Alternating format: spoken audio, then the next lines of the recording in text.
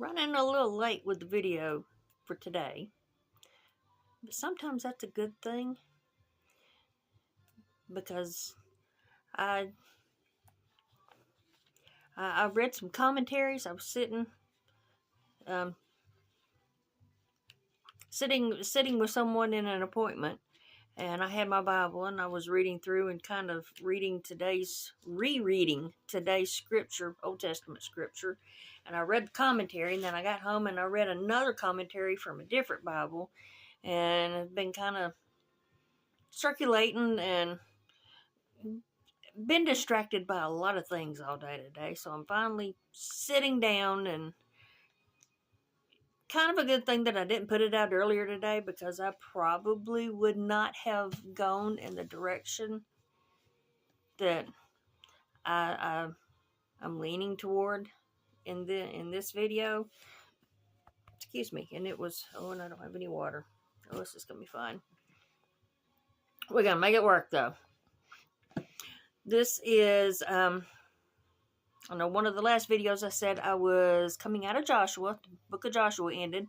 I started in Judges this morning. And the scripture this morning and what I'm fixing to share just kind of sets up the whole tone for the book of Judges. And I'm going to... Actually, I had Joshua, the scripture in Joshua, marked. And I lost my mark spot. Okay, here we go. In Joshua, this is the NLT version.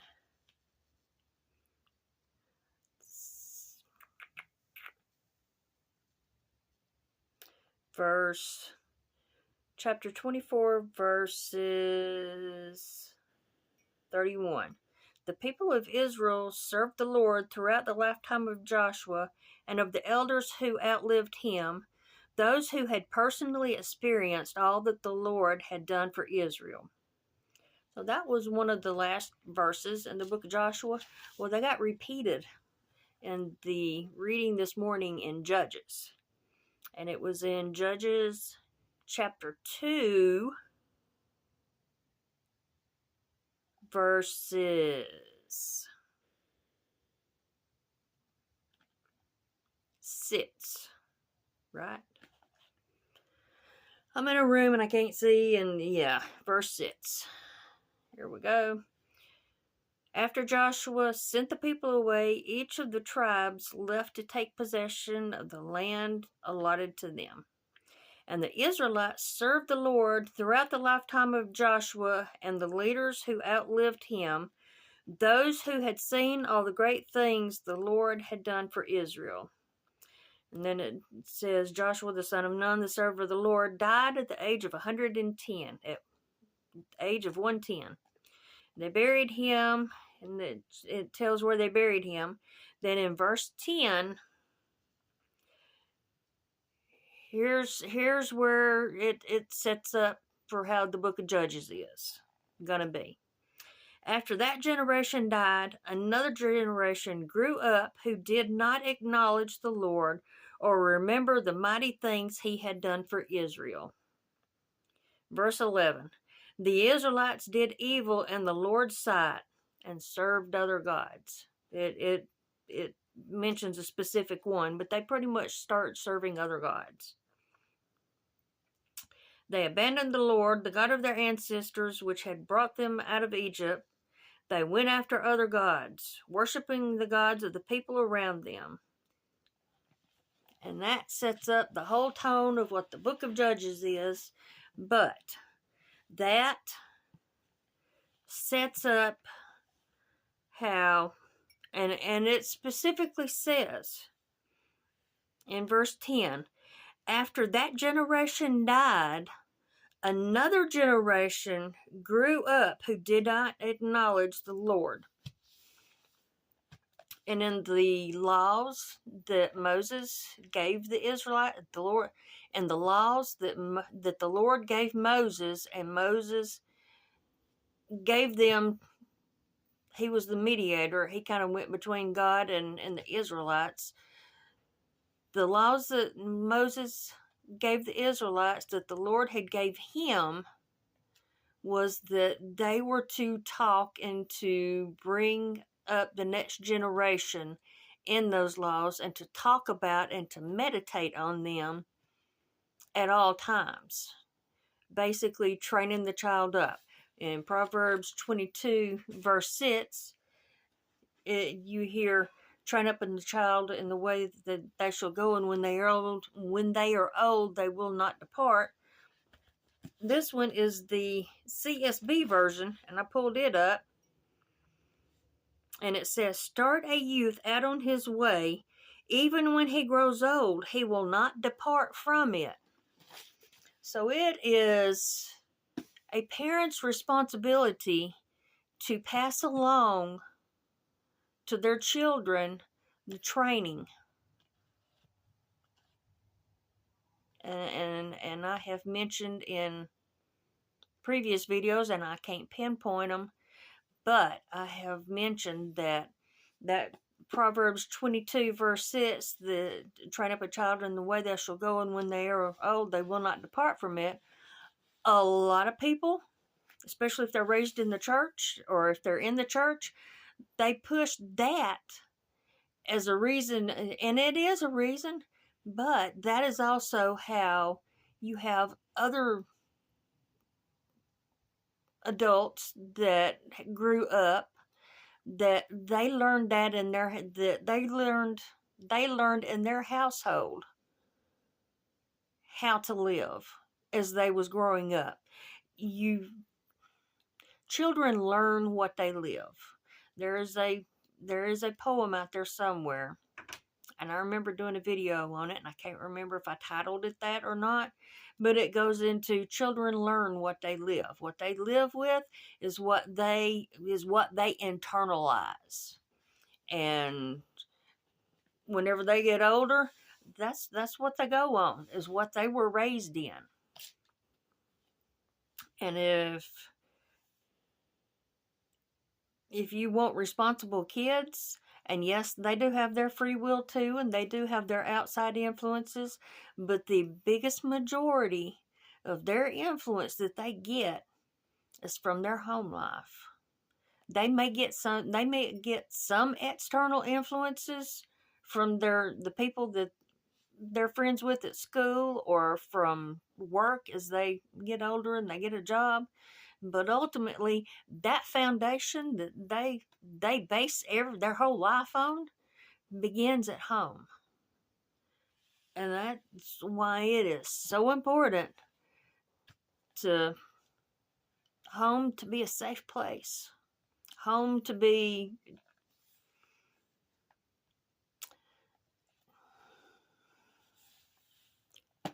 how would be a good way to put this?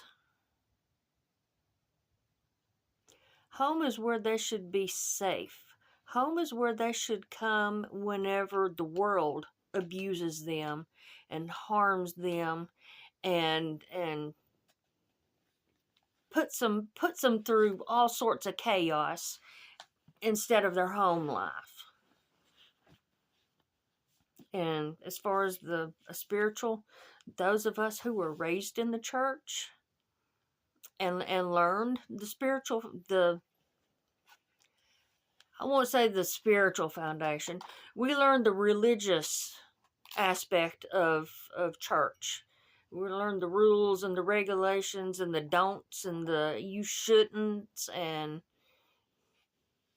we learned we learned the religious aspect of it. It wasn't until you get older and you delve into the relationship personally, or at least my age and those older, until you delve into it personally, that you get the spiritual aspect. I think that's finally starting to change now in the church community. But for a while, it was the rules and the regulations and the do's and don'ts. More don'ts than there were do's. But the commentary pretty much mention that that for those of us who have, or for those growing up now, that if they don't teach it at home, and I will go ahead and say that I am guilty of it, because I did not do as much spiritual teaching and guiding and talking about at home as I should have. Of course, so I wasn't, I was not the one completely guilty about it either, because whenever you're married and you have a husband, technically the husband should be the spiritual head of the household. The husband's first, and then you have the umbrella of the wife, and then you have the children underneath. So technically the guy, and I know that's putting a lot, especially if you haven't had it modeled in your lifetime, or if you don't have any role models that are around. I know that's a huge responsibility. Believe me, I know. Because when I did go through, I mentioned the step study in my step 4 video, my second step study that I did actually, I attempted and I completed the second time I went through it. But one of the first meetings was that if you was a single mother, because men were in the men's group and the women was in the women's group, I was told that if you're a single mom and you have a son, that you needed to start letting that son be the spiritual head of the household. And I brought that to and at that time it was just my youngest son that was in the household. Ooh. It was my youngest son that was in the household, so I had the conversation with him. I put a lot of when I talked to him about that, I had no business doing that, because I put a world of weight on him, because he internalized it, and he was like, "Mom, I don't know what that looks like. I don't know how to do that." And I was like, I don't either, really. Because after the second marriage, or let me back up. We fixing to go into a little personal. Growing up, I was under a spiritual head of the household, but there was also a very, very strong, opinionated female, my mother, in the house, that we're just gonna leave it at that. I'm not gonna, and y'all can read whatever you want to in it, and they can. I'm already the villain. I'm already the black sheep. I'm already the scapegoat. So, but I'm not slinging anymore though. But after getting married as a senior in high school, to get out of the household, excuse me, and I'm really wishing I had water. Better yet, I'm fixing to pause this and I'm fixing to go get some water, so that way I can finish this without coughing and hacking, and because it's yeah. Alrighty, okay, we're back. How about that? I'm getting better at the pause button. Oh, what was I? Oh yeah, as I got married, my first marriage was to a guy who had announced his call to preach while in a dating phase, second time around, and we got married and we went visiting around, and our first child was born, or our one and only child was born, my first one, and he stopped going to church. And after about a month and a half of that, I stopped, and it didn't go back. And then when you're not connected to church and kind of at least where you need to be, the devil kind of wiggles and finds a toho, which is where the affair popped in on my part, to my knowledge. As far as I'm concerned, on my part. Him, I don't know, but that's him. I can acknowledge mine. That was my mistake. I messed up on that one.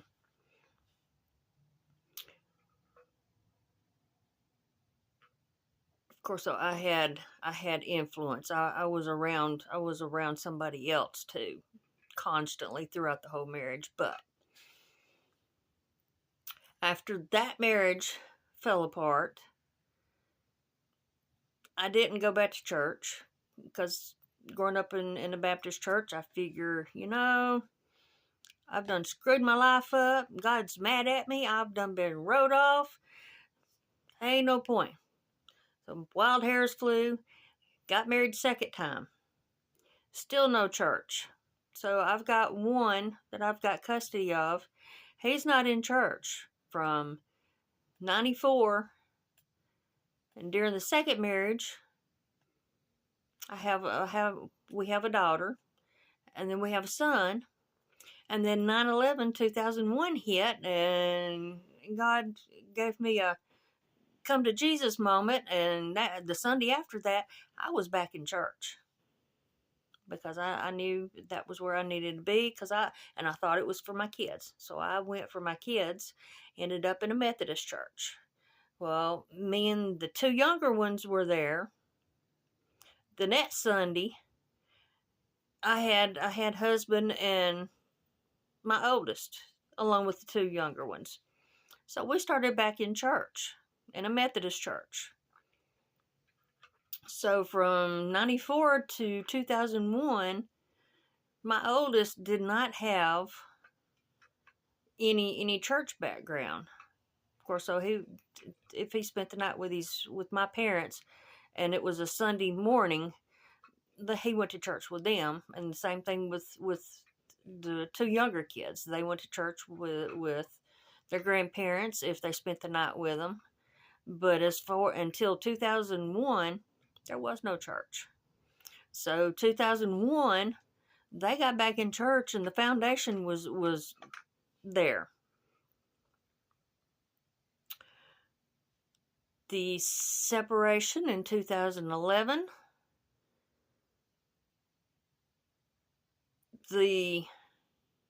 my oldest, because of what happened with him, he moved out. And of course, there was no church from that point. He kind of went AWOL on that one. And I still continued with the two younger ones. And after a month or two, we stopped going to the church that we had been going to while me and their dad were still together. But we continued with Celebrate Recovery, which was a type because it had kids programs and they were connected then. But after they dropped when they went into youth, they dropped the youth program at Celebrate Recovery. So they stayed home, and I quit going because I was not about to leave my kids at home by themselves on a Friday night. Just wasn't going to do that. So I dropped the ball on my two younger ones, keeping them in church. So it's important that if you're a single parent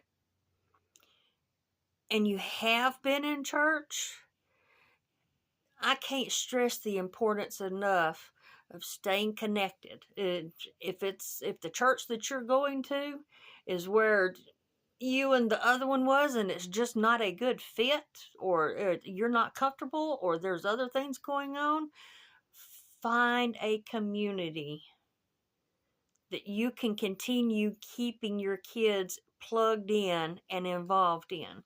at least until they get old enough, because sometimes they get older.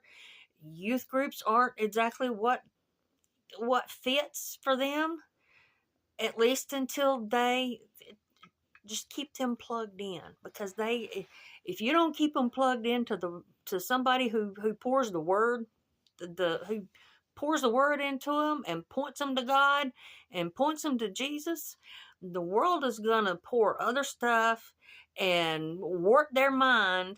And if you don't watch out, there's some that will try to get them to change their gender. So I'm just forewarning you out there that it's out there. And there's also other evils out there that if they don't have safe places and safe adults around them, that there are others out there that are PREY, preying on them in places and in ways that you can't even begin to think. So it's just, if you're not pouring into your kids and keeping them plugged in somewhere, the world's going to do it, and you're going to lose them. I'm just, and I hate to have to I hate to have to say that, but it's a reality. Especially as you get older, and they go through those teenage years, and they're trying to find their identity. It's important to have others surrounding them that and they're gonna get irritated, they're gonna get upset, tongue tied. They're gonna get irritated, they're gonna get upset, and they're gonna need somebody other than mom or dad to help walk them through their irritation and their frustration whenever something's going on between them and a parent. And just make sure that it's somebody that can see and can still point and talk them down and keep them grounded in their beliefs.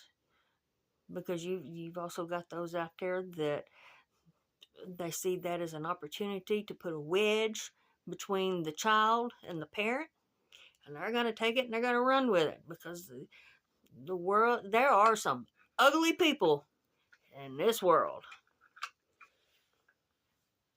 So we, as parents, it is our responsibility, and some of us have tried to do the best we can with what we've been given, and still messed up. But God takes the good. God works all things for the good, the bad, and the ugly. He takes all of it, and He works it and puts it all together for His glory. So just hold your head up, keep walking. Know that we do make mistakes, and sometimes you have to let God work on the others in order to, if and when things will ever get better. But until then, that's not any reason to sit and drown in a pity party. Pick your head up. If you're in a pity party, go ahead, get up off the pot, get up off of it, flush it, put the lid down, and wash your hands and wash your face, and keep going, keep moving. Don't sit and wallow in it. Been there, done that. It gets old, and at some point in time, you let it go. And I'm not going to say that you won't ever think about it, or that it won't ever cross your mind, but just don't sit and dwell in it. Just kind of let it filter on through your mind, and then, okay, Lord, how do I need to do, what do I need to do with this, and then however he guides it, and then continue on. With that, I am getting off the video because it's 25 minutes. Oh my gosh. Y'all have a great rest of the evening. Actually, it is evening here. So have a great rest of the evening, nighttime, the next day, whatever day you're going to be watching this video. If you watch this video and make it this far, by the way, I do want to appreciate those who have made it all the way through the video. There's a few that make it all the way to the end, and I have more viewers that look at the shorts than they do the videos, but I appreciate the viewing, and just know that I love each one of y'all, and even though I don't know who you are or hadn't met y'all, and praying for y'all, and I'll talk to y'all in another video.